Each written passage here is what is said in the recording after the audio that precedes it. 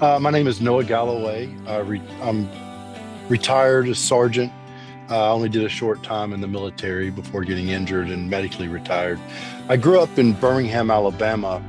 I started school at the University of Alabama at Birmingham, and my first semester was in 2001.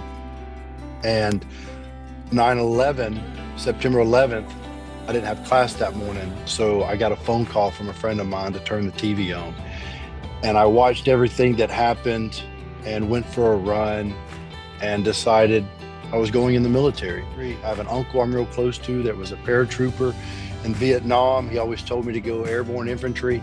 So that's what I did. Went through basic training, jump school, then ended up with the 101st out of Fort Campbell, Kentucky, and became a Screaming Eagle. And I was an angry teenager that didn't know how to deal with my emotions. And I was looking for danger. So a little bit was, love of country, but then there was a lot of it was like, I want to go to war. As somebody with stereotypical ADD, you think, well, that ain't going to work well. But people with ADD and ADHD, they actually thrive when they're structured. We just don't know how to create it. So once I got in the military and it was structured, I loved it. And I'm a physical guy. I got into fitness at a young age, and being in the infantry, that was a perfect fit for me. Like, I wasn't the best soldier, but I was pretty high up there on the fitness level. So, I didn't want to do anything else. Like being deployed, I've never lived on a camp. I've lived with the locals. This was going to be my career. Once I experienced combat, I was like, this is all I want to do for the rest of my life. And I was prepared for death or retirement. I didn't prepare for the in-between, the injury. I was hit by a roadside bomb. Vehicle was thrown in the water. They said the water was up to my chest, huge hole in my jaw. My arm was already taken off. Both my legs were severely injured and tangled up in the wreckage. It took them a while to get me out of the vehicle, up the embankment, in another Humvee, rushed me back to an old potato factory we were living out of. From there, a helicopter took me to a camp in Baghdad. Doctors worked on me there to Germany to Walter Reed Army Medical Center in DC. And I woke up in DC on Christmas night as my parents were walking in the room. And I didn't know where I was, how I got there. I do remember something in the back of my mind said, smile so they know you're okay. I didn't know what condition I was in. I just remember worrying about them. And then, my mom was the one who really broke everything down for me. She's a very stern woman, and she just told it like it was. She told me I lost my left arm above the elbow, my left leg above the knee.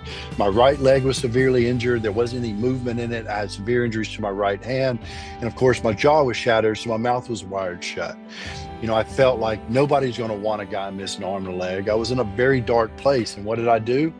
I just swallowed it all and acted like everything was fine. I tell people they have to do mental health work. I've had friends say, I don't want to deal with it, because it is hard. But you know what? The hard work makes it that much better on the other side. Life is so much better for me, and I still have a long way to go. But because of the processing I've been doing recently, I am appreciating life, and I'm a better husband, father, man than I was a month ago, a year ago, 2 years ago, because my drinking revolved around suppressing my emotions, not feeling comfortable in my own skin, because I wasn't a drinker before I got injured. Fitness has always been my thing. Now, drinking was one, but then I physically abused myself, doing crazy races, mountain climbing, all these things that I shouldn't have, that were hard to do, missed arm and leg. I overextended myself. And now I'm 45 and I go to physical therapy twice a week because my body has been beaten up. And it all really revolved around me not dealing with the emotions that I had bottled up inside.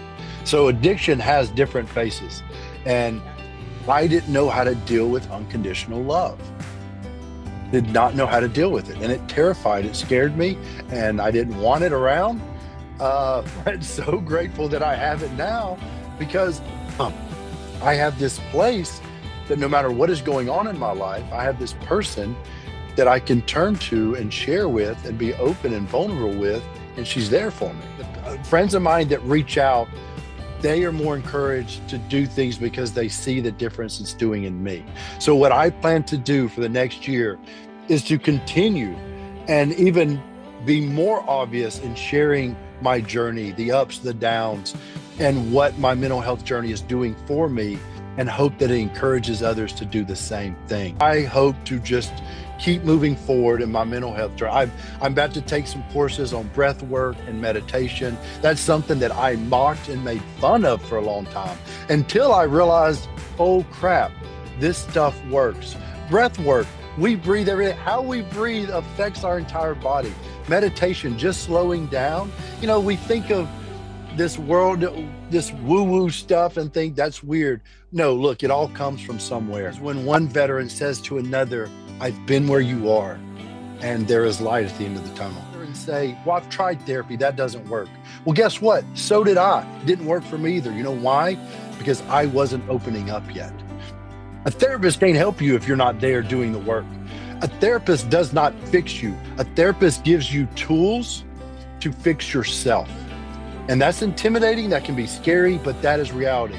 And when you get done fixing yourself, you're going to be proud of what you've accomplished. So if you have an empty cup, you got nothing for anybody else. So you have to take care of yourself.